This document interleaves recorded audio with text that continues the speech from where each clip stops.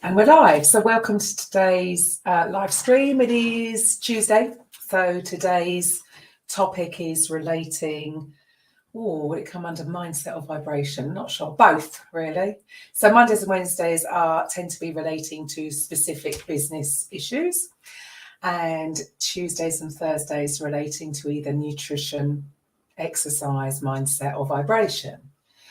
So my name's Karen. I am a holistic transformation coach. My business is mainly focused on other health coaches and I help them get to six figures and beyond using social media without being pushy, salesy, or just plain weird. So today's topic, water and emotions. Okay, so we are made up of mainly water. Depending on who you speak to, what research paper you look at, 70%, 75% water we are made up of, right? Okay.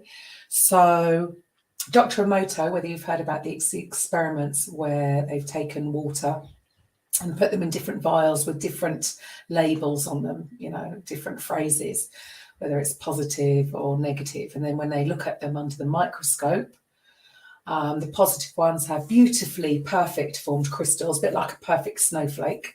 And the negative ones have just disfigured, disformed ones. And it's just, I suppose, what is that experiment showing you? That, well, if you're made up of water and this has an impact on water, it's going to have an impact on you. So how do you talk to yourself? So yes, this is relating to mindset and vibration. At the end of the day, if you're speaking negatively to yourself, which we pretty much all do to some extent,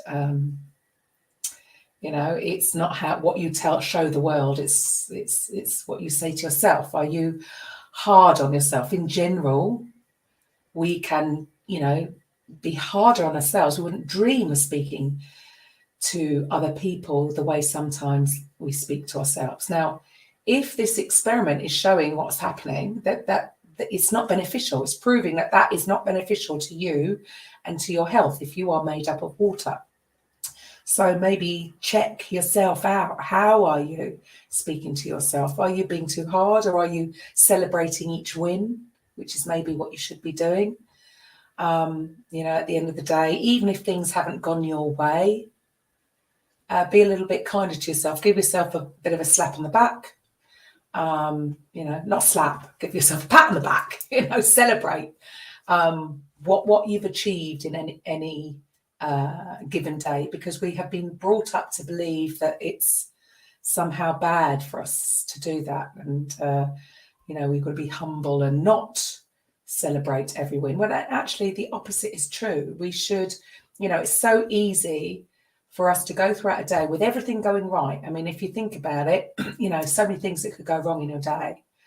Maybe, start with your alarm. If your alarm didn't work or your phone turned off and you didn't wake up in time to get to an important meeting, that's something that didn't quite go your way. It's not the end of the world, but it could be one thing. If everything else went perfectly, you would focus on that one thing. Whereas actually, we're very fortunate whenever we wake up that so many things go away. We did wake up. There is running water, there is electricity when we, turn the light on, there's light. The coffee machine worked, the kettle worked, all these things throughout a day that actually go right. You got in the car, it started, could have broken down or could have had a flat tire, all these things, so many different things that need to go right throughout your day, that do go right every single day. And yet the one thing that might not go our way, we tend to, in general, be in the habit of focusing on that one thing. You might get to work and repeat what terrible thing happened to your day, or somebody cut you up, or there was an accident and you were late because everything, the focus is on the one negative thing that happens. But actually, when you go over the past day, how many things actually went right? But we're almost conditioned to overlook everything that goes right. And we get, I suppose, complacent with all the things that go right. And then one thing that goes wrong, we give that our energy. Well, energy flows where attention goes, right? So we should focus our attention on all the things that have gone right in the day. So water and emotions. Are they linked? Yes, of course they are.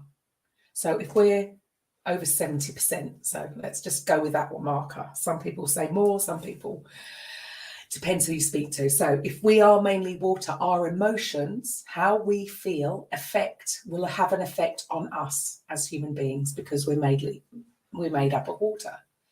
So maybe check in how you're feeling. We can change the way we feel with choosing a different thought. It is that simple. But because we operate on autopilot quite often, all maybe we need to do is just to check in every now and again. This is why gratitude, being grateful for things, is such an essential part of our daily habitual patterns, to be grateful for all the things that go right, so that we turn our attention to the positive things rather than focusing on the negative things. Because as we know from that experiment, if we're focusing on the negative and we are water, it's going to have a negative impact on us, whether we believe it or not. So what are your thoughts? Do you think that's a complete load of rubbish? Are you even drinking enough water? Do you think you're hydrating yourself enough? How much water do you drink? So for my clients, even business clients, my recommendation is to drink about 3 litres of water per day, to include some electrolytes so that you actually absorb that water, and think positive thoughts, because the two things go hand in hand. What are your thoughts? Is that complete rubbish? Is that not going to have an effect on you? Or what are your thoughts? Do you agree with that? Do you disagree with that?